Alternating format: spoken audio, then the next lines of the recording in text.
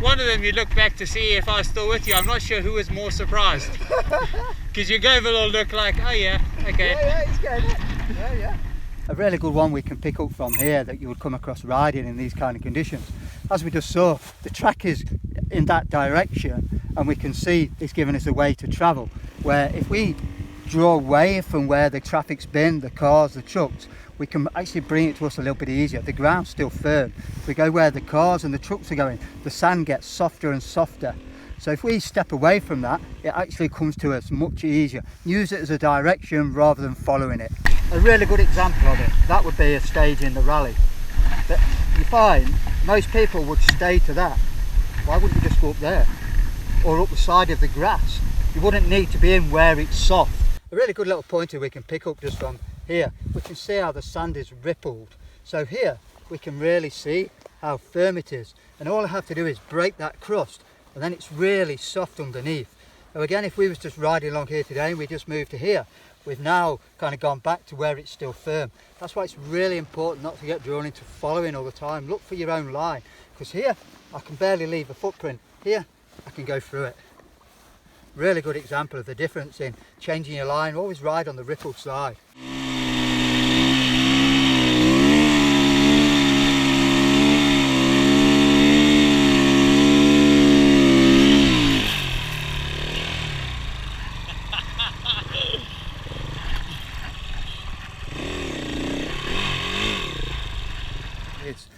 When we find ourselves running out of steam to climb to the top, if we just abort the run and go back round and assess ourselves and have another go, it really saves energy when we get stuck. It's really hard to remove out of that situation where if we got to this point here and then we just cambered across it, we've got much better opportunity. We can turn around and have another go. Really big part is that just get out of trouble before we realise we're going to get stuck. It would never climb from here to that bike.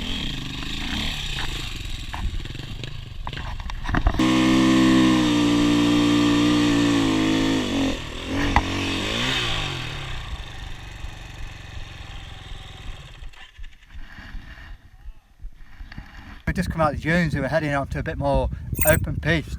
There's been a little bit of change in the weather lately. We've had a little bit of rain, as you can see. There's even a bit of rain in the Sahara Desert. So now it's really important as we're coming onto the open piste to be a lot more aware, because the rain has a really big habit of washing gullies in. So now we really need to be paying attention so we don't get drawn into pushing ourselves a little bit, get dragged into one of the wash away gullies. Really important, come back so we can read them. As we approach the gullies, we're in a much better position to kind of ride away from them and out of them, and it's the rain causes a big problem with that. I think the big thing is we've got to hold back a little bit, because it is reasonably fat. It's so easy to get drawn into that temptation. We find ourselves travelling reasonably quick, and then it starts to put us in a little bit of that situation where if we hold back we can read what's coming with us, and then when we get to the dunes we can push a little bit more to kind of drive ourselves towards the finish of the day. We need a little bit of energy left when we get to the dunes, so it's nice, relax, get up on the foot pegs, enjoy the riding, take it in, get to the dunes. We've got to work to get out that stage to get to the end. Okay, really nice bit of riding there. And again, for me, I'm probably not the strongest navigator, but I try and do it my own way, and I look for the tyre tracks from right back there. We could see a few car tracks, and every time they was pointing me towards the road. You normally find that they'll lead you out on a more defined road. As we got closer to it, the road's now opened up and put us on the right track where we'd want to be for it. And it's just that little bit, don't hesitate, follow the tracks, because they're all trying to make the way to the main road. I won't say all the time, but most of the time. And that's a big trick of learning. Just pick out the line, stay with it, and gratefully it's brought us out in the right place.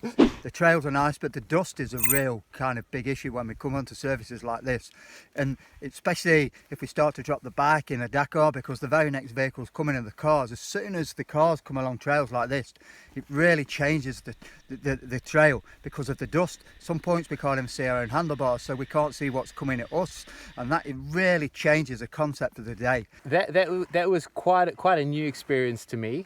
I found it quite daunting, really, because we were in the dust. I was riding next to you, so I was out of your dust for a change, which was quite nice. All of a sudden, I was in this thick dust. I was already trying to concentrate on what I was doing just purely from a surface perspective. I was riding in a narrow track along the road, so I was trying to get used to what that felt like. I was looking up ahead, and initially I could see some distance up ahead. So I was trying to read what was up ahead, and then all of a sudden we were behind the car and I couldn't actually see, as you say, I couldn't see my handlebars, which was probably the most daunting feeling ever. And the way I kind of put this all down to is, it's like if you have your $10 of attention, and when you first learn to do something, it takes $5 to do this or $8 to do that, and eventually, you know, it's really quite easy. You're using $2 on the same thing and you can concentrate on 8 looking ahead. However, at that moment I'd used up my $10 quite quickly. It wasn't in my mind whatsoever, because I was concentrating on what I was doing. I was trying to look at what I was riding over and staying on the bike at the time. And when I looked up and did see a car, it was very unexpected, because I kind of falsely felt like this was my track in the middle of the desert, and I expected to see nothing other than the sand ahead of me. And, you know, bringing it back, as you say, like yesterday was a great example. I went over the lip of a dune, slowed it down to see what was on the other side, and there was a barbed wire fence just on the other side of what I normally or typically would have just ridden straight over at full steam. That was completely nuts. I could see the cars up ahead to start with, and as soon as I got closer and sort of shot past, the dust was so thick I couldn't see a thing.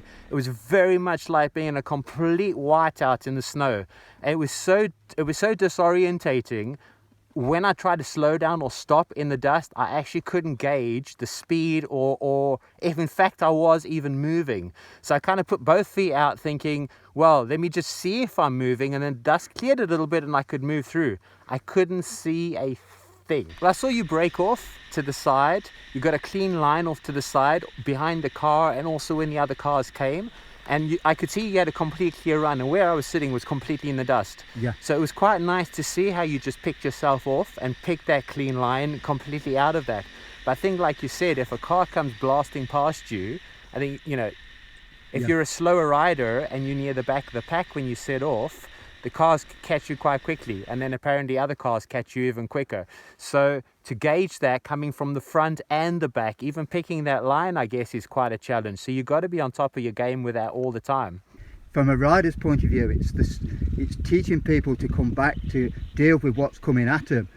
You know, we have to take that into account every time we step away from, even on the trail, there's obstacles. As soon as we venture off that trail because of the dust and things, now we've got a little bit more alert with our riding, and I think personally that's what a percentage of the rally is about. Come back, and we've got to learn to ride. Every day is a different day. Today we're in the dust, yesterday was in the sand. So we've now got to turn our attention and concentrate on riding on surfaces such as this. The rocks are coming at us, very hard to pick them out. The rain, so again there's a good chance we're going up across washout gullies. But we've got to ride at speed and come back to deal with them as they come at us. I mean, I can see how you've been saying that being able to do this well or read this well translates quite well to what you do on the road. Because obviously on the road you've got oncoming traffic, you've got all the usual sort of things, but you tend to expect that. I'm kind of dealing with the unexpected here, and as you're saying, rocks, sand, changing surfaces. It's going from quite dust to quite deep sand to rock again and then dust again. So picking that line and then working that out and then reading far enough ahead that I can slow down in enough time to deal with what's coming up is really interesting. And of course, because the surface here is so slippery, you have to think about that so much sooner and so much earlier, because if you put the brakes on even just slightly too hard, you find yourself sliding. And I on the road tend to cover my front brake quite a lot, and I find out, covering the front brake doesn't do you any favors. It really doesn't. So I'm learning that along the way. Yeah, totally. If we push our luck along here, we're really treading on that kind of thin line of succeeding. What we set out to do was to bring the medal home with us. My first ever stage in Africa, you know, going like a little bit crazy, looks up, there's a set of headlights heading towards me, and I give him the typical British kind of, what you doing? Excuse me, I live there, I'm going home if you don't mind. And it kind of really made me realise that it is impossible to shut a stage off. So we always have to be prepared that there's traffic coming either way. Another really good example of that, if somebody gets lost, car, bike or truck, he's trying to make progress back to the point where he knew his bearings were. So he's going to be coming against the traffic, and it's a really good one to carry wherever we go.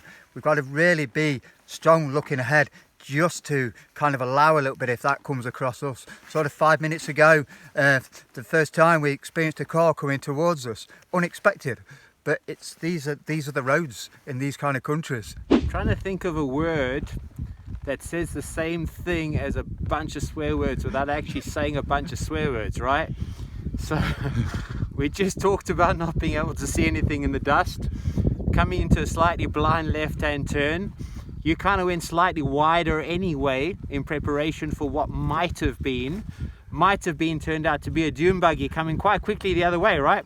So at this point, I think Mick was saying all of those words that I was thinking, cut to the right, which had a ledge and a drop off, and kind of took me with him hard on the brakes. So at that particular point, I was thinking, why is the camera not running? Because this would have been the best bit of footage ever to explain what we've just been talking about. That was a heart-stopping moment, both for the car and for us, I think. Since then, I've been trying riding slightly offline, going downwind, upwind of the car in the dust and you ahead, which makes it also quite challenging because now I'm really having to read. I've got no reference point whatsoever. I'm having to think about it a lot earlier and relax and react a lot earlier. But my heart was still, I guess I was reacting better because my heart was bumping a lot faster than it had been like 10 seconds before. So in that respect, I probably was making quicker decisions.